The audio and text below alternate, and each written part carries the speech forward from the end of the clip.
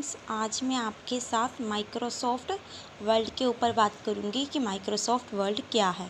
ठीक है, सबसे पहले माइक्रोसॉफ्ट क्या है। Microsoft is a world largest software. Bill Gates and Paul Allen is the owner of Microsoft. मतलब जो बिल गेट्स था और पॉल एलन, मतलब ये दो पर्सन थे, इन्होंने माइक्रोसॉफ्ट को बनाया था और ये इन्होंने सबसे पहले बनाया था अमेरिका में। ठीक है, उसके बाद आता है Microsoft world. Microsoft is the part of MS Office, मतलब ये MS ऑफिस का एक पार्ट है। It is use to make flawless textual document. Flawless textual document ये होते हैं, मतलब टेक्स्ट होता है कि जो हम ऐसे सिंबल्स लिखते हैं, जो इसमें है, जो आपके कीवर्ड में सभी सिंबल्स है, इसे आप टेक्स्ट कह सकते हैं। ठीक है, टेक्सचुअल ये होता है कि जो सिंबल को छोड़ के जो अनदर चीज़ आप उसमें ऐड कर सकते हो। मतलब इसमें जो आप chart, graph, video, audio, sound, table, जो भी आप उसमें उस चीज़ के मतलब टेक्स्ट जो लिखे हैं इसमें, इसके अलावा जो चीज़ आप उसमें ऐड कर सकते हो उसे बोलते हैं टेक्सचुअल डॉक्यूमेंट। ठीक है, उसके बाद मैंने एग्जांपल के लिए आपको यहाँ पे बताया भी है। अभी मैं इसमें सबसे पहले ये बताऊँगी कि माइक्रोसॉफ्ट वर्ड के कौन कौन से पार्ट है। सबसे पहले इसके सबसे ऊपर आता है टाइटल बार। ठीक है, जिसमें टाइटल देते हैं। टॉप मोस्ट ऑफ स्क्रीन जो ये दिया हुआ है फर्स्ट। ठीक है, उसके बाद इसका आता है मेन्यू बार। ये है file, home, insert, page layout, reference, mailing, review और व्यू। ठीक है, और ये आता है मेन्यू बार में। मेन्यू बार में आपकी ऑप्शन कौन सी है, ये 1 2 3 4 5 6 7 8, ये आपकी 8 ऑप्शन है। ठीक है, उसके बाद इसमें आता है सेकंड, ये आपका सेकंड में आता है आपके रिबन आता है। ठीक है, रिबन में जो इनकी ऑप्शन आती है, मतलब जो फाइल खोलते हो उसके बाद जो अलग अलग सी ऑप्शन आती है। देखो, जैसे फाइल, अभी ये फाइल खुली है, इसके बाद मैं होम को खोलती हूँ। ठीक है, उसके बाद मैं आपको पहले बताती हूँ, होम को ओपन करती हूँ, उसके बाद इंसर्ट में जैसे इंसर्ट को चेंज करते हैं, पेज लेआउट में अलग ऑप्शन आती है, रेफरेंस में अलग है, मेलिंग टैब में अलग है। ठीक है, उसके बाद रिव्यू में अलग ऑप्शन होगी और व्यू में अलग होगी। ये सारी ऑप्शन अलग अलग सी आती है। ठीक है, इसे बोलते हैं कि जो आपका रिबन है, मतलब जो आपका रिबन टैब है, मतलब जो ये अलग अलग सी ऑप्शन आती है, इसको बोला जाता है। उसके बाद आता है आपका, सबसे पहले निकालती हूँ, उसके बाद आपका सबसे पहले फ़ाइल जैसे आपने ओपन की होगी तो उसमें सबसे पहले होम में आएगा कट, कॉपी, पेस्ट। ठीक है, ये आपकी तीन, ये कट से आपको मैंने बता दिया है, Ctrl+X है, कॉपी के लिए Ctrl+C है, पेस्ट के लिए आपकी Ctrl+V है।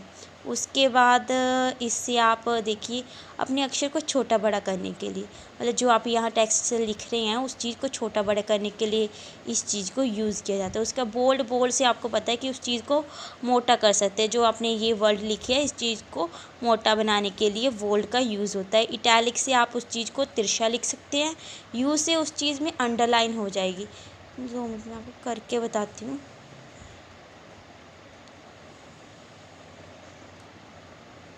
ये मैंने सेलेक्ट कर लिया है। उसके बाद मैंने इसको बोल्ड पे सिलेक्ट कर लिया। ठीक है, उसके बाद मैं यहाँ से इसके नंबर सेलेक्ट कर लूँगी कि मुझे कितना चाहिए।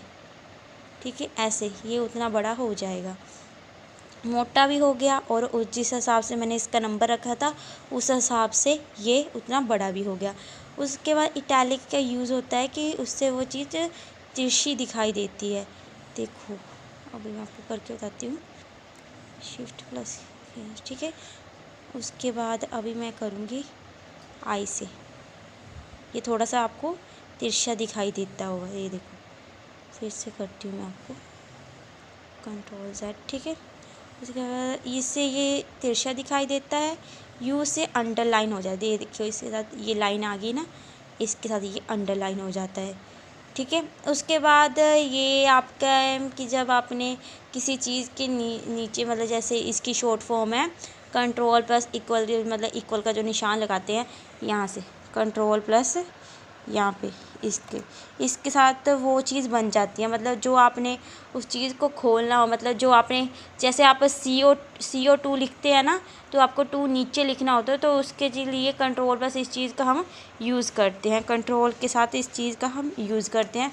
ठीक है, उसके बाद आता है कि आपका ये सब्सक्रिप्ट और सुपर सब्सक्रिप्ट। ठीक है, ये जब आपने उस किस चीज़ को इंक्रीज़ करना हो तो आप इन दोनों चीज़ का यूज़ करते हैं। अगर इंक्रीज़ करना है तो इसका ग्रो फ़ॉन्ट का, अगर इसका करना हो तो श्रिंक फ़ॉन्ट का। इसके लिए इनकी शॉर्टकट की भी इनके साथ ही है। ठीक है, उसके बाद आता है आपका चेंज केस, मतलब आपने किसी चीज़ को चेंज करना है तो उसके लिए आप इसमें जाएंगे। उसके बाद आते हैं आपकी फ़ोन, मतलब टेक्स्ट में अगर आपने कोई इफ़ेक्ट डालना है, जो आप चीज़ लिख रहे हो उस चीज़ को कोई इफ़ेक्ट डालना है, मतलब ऐसे इन ऑप्शन में से आप उस चीज़ को सिलेक्ट कर सकते हैं। आउटलाइन कर सकते हैं, उसकी शेडो बना सकते हैं। ठीक है, उसको ग्लो, मतलब वो ग्लो भी करे, मतलब उसको अच्छे से दिखाने के लिए। 1 सेकेंड मैं आपको दिखाती हूँ करके। शेडो में ये देखिए, इसमें शो हो रहा है कि उसकी शेडो इसकी नीचे को बनी है, इसकी साइड को बनी है, इसकी इधर को बनी है। ठीक है, ये आउटर है। अगर आप उसकी शेडो, मतलब उसकी जो शेडो बाहर को दिखाना चाहते हो, ये इनर है। अगर उसकी शेडो आप अंदर को दिखाना चाहते हो। ठीक है, उसके बाद इसमें आता है, और 1 मिनट, ग्लो में देखिए ये ऑप्शन है इसकी। आप जिस भी चीज़ को सिलेक्ट करोगे उसी के अकॉर्डिंग वो चीज़ चेंज होती रहेगी। जैसे मैं इस पे करके बताती हूँ आपको। ठीक है, इसके बाद मैं इस ऑप्शन में जाती हूँ और मैं इसमें ग्लो चूज़ करती हूँ। ग्लो के बाद जो मैं इसको चूज़ करूँगी, देखो ये मैं स्काई ब्लू चूज़ कर रही हूँ, तो ये उसी के अकॉर्डिंग चेंज हो जाएगा। देखो ये चेंज हो गया ना, उसी के अकॉर्डिंग ऐसे होता है। मतलब जो आपने उस चीज़ को बढ़ाना या छोटा करना, उसके लिए ये चीज़ यूज होती है। मतलब उसको ग्रो करना या फिर उसको कम करना, तो उसके लिए इस चीज़ को यूज़ किया जाता है। उसके बाद ये आती है बुलेट्स।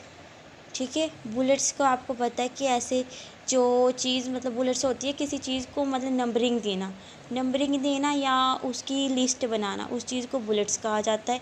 बुलेट्स की भी बहुत सारी ऑप्शन है, जैसे ये आ गई है, मैंने यहाँ पे एंटर रखा था ना, तो उन्होंने बुलेट्स की ये ऑप्शन दी है। जैसे ये देखो, अभी आपको दिखाई देगी। ठीक है, इसमें से मैं और कोई चूज़ करती हूँ, मैं इनमें से जाके चूज़ करती हूँ, यहाँ जाती हूँ। इसके बाद मैं चूज़ करती हूँ ABC। ठीक है, अभी मैं इन्होंने A लिख दिया ना, तो मैं लिखती हूँ अपना नाम, इंटर आके तो B अपने आप ही आ जाएगा। ठीक है, तो मैं इसमें लिखती हूँ अपना नाम फिर से।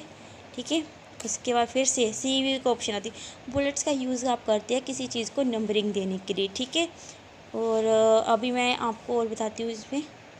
अगर आपको कोई चीज़ है कि जो आपको बुलेट्स उसके अकॉर्डिंग नहीं पसंद, तो आप इसमें देखो, डिफ़ाइन जो न्यू है, मतलब इसमें आप जाके अपनी अलग से बुलेट्स और भी बना सकते हैं। जैसे आपने कोई नाम की बनानी हो, इसमें बहुत सारी ऑप्शन है, इसके ऑलरेडी इसमें बनी हुई है, उसके अकॉर्डिंग आप अपनी बुलेट्स बना सकते हैं।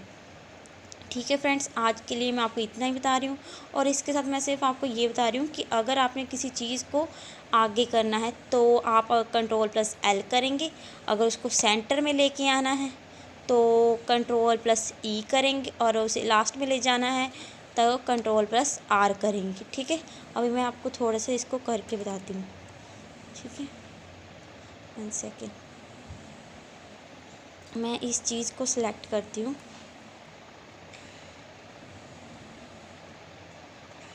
शिफ्ट के साथ इस चीज़ को मैंने सिलेक्ट कर लिया। अभी मैं इस पे जाऊंगी।